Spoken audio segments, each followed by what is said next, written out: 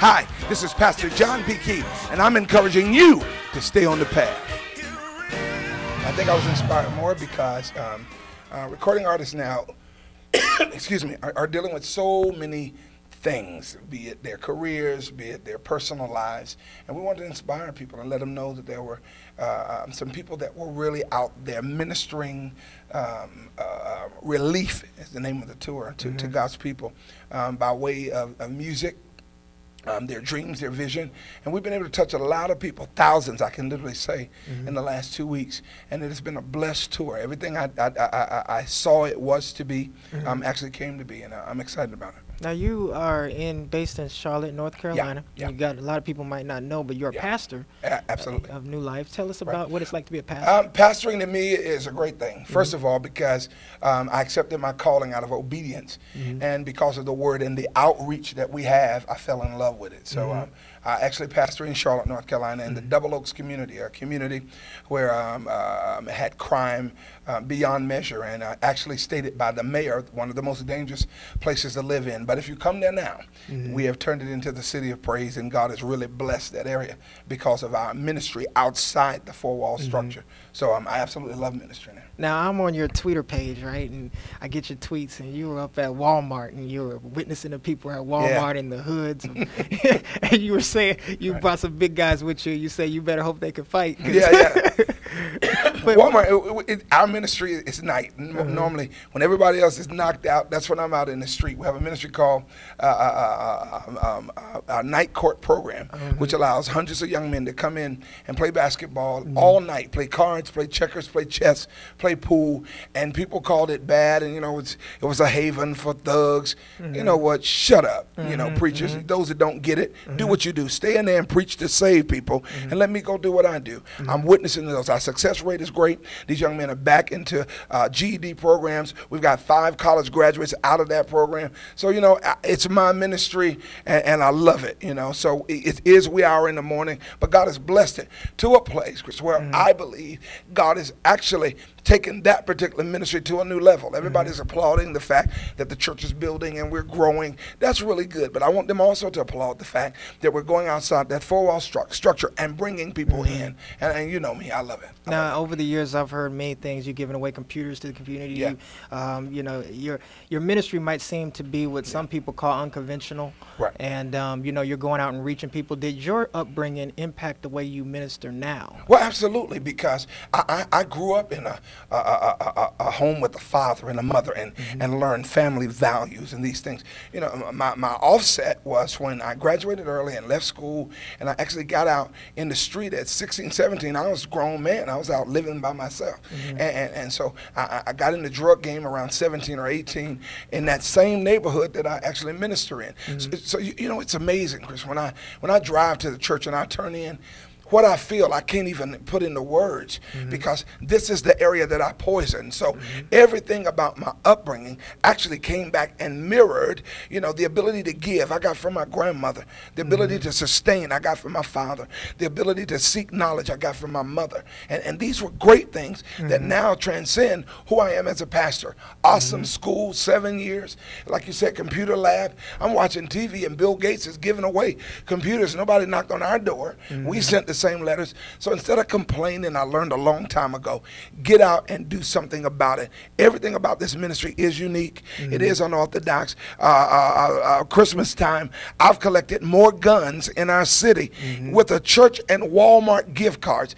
Everybody laughed at me. They called it crazy. Can't be done. Nobody's going to turn in guns. The mama turned in the gun, the grandmama, the granddad, the kids were turning in guns. Wow. We collected. So these kind of things we love and we enjoy. We know that the average church does not venture in those activities, but it's what God's commanded me to do with the no fear attitude, and He's blessed us because of it. What are you doing with your church now, or what's God leading to you to do with your ministry? Wow, we're growing. We're growing out the seams.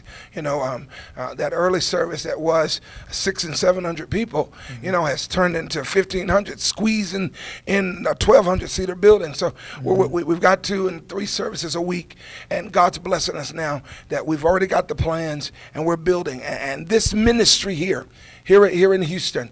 When God gave me the vision to first build, I drew it on a napkin, and I came and I sat with Pastor Patrick, and I said, you know, God's telling me to do this. And the reason I came to him was he was one of the few people like Bishop Blake and so many others that did not call me crazy. They knew I was radical. They knew I was a risk taker. That's what God's looking for. And they embraced that. So I love the fact that God's not only carrying our ministry to a new dimension, but he's doing it in leaps and bounds. I tell you what, I don't give the prophecy in 30 days and in 6 months. We serve a right now God that can inspire that vision now. And I'm embracing it and going to do what he's telling me to do. Path Magazine here with Pastor John P. Key. Pastor, I want you to, because I have you here. It's not often that I have a pioneer, somebody that's been in gospel music 30 years maybe. 30 years, 30 years, exactly. And, I want to hear, what do you think the state of gospel music is now? How are you feeling about the people that's coming up now? The newcomers I embrace. Gospel music to me is going through a metamorphic change, a spiritual metamorphic change.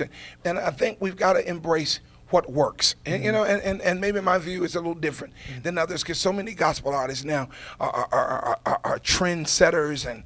And back in the day, it wasn't about your trend being set. It was about the word being heard. And so it's so important now that we go back and gravitate to those values that worked.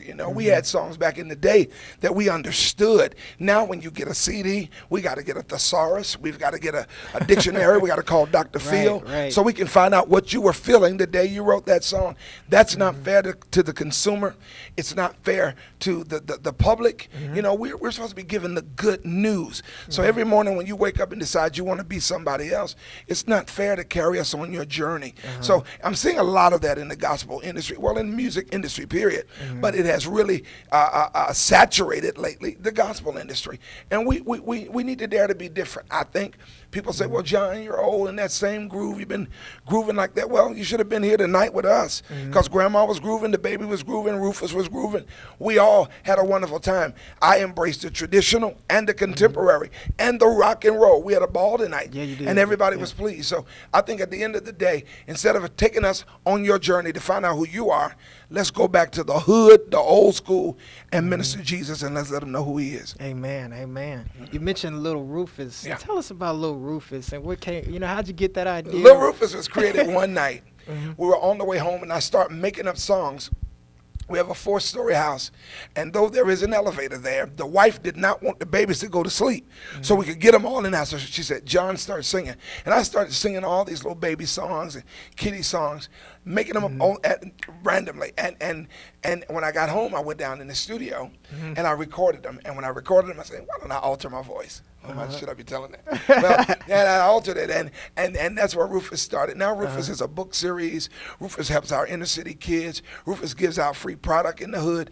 When we have the coat drive, Rufus goes with us, and so Rufus is a tool. Right now we're negotiating with a major TV network, VH1. One of the, and we're gonna take Rufus and just sit him in settings all over America. Like somebody might have a wedding, Rufus is gonna go sit in the back with a tuxedo on. I remember he got on Sesame Street. Wasn't he like Well, Rufus. Well, one time we were actually negotiating, because Rufus actually has a Sesame Street puppet, and so we got some things in the work, and we're excited about Rufus going forward. All right. Now you told me something about you might want to do a movie, or I know. Oh, absolutely. Well, right now we're still working on that. We're working on it's a script called Vision, and it talks about my father, who in the early 40s had the opportunity to go to New York, and because of the prejudice in the South, they stopped their bus, and he had to come home, and he felt almost like a failure because he embraced this music and he loved it, and he never wanted to name a son after him. He had 16 kids, gets his 15th child,